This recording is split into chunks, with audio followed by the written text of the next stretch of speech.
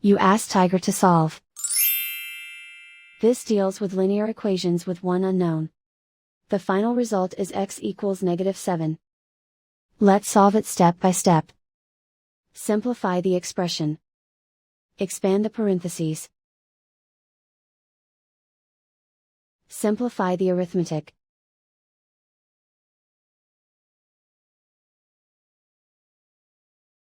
Group all constants on the right side of the equation. Add 34 to both sides. Simplify the arithmetic.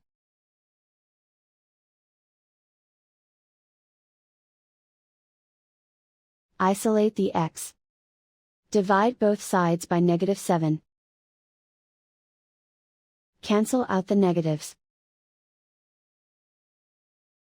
Simplify the fraction.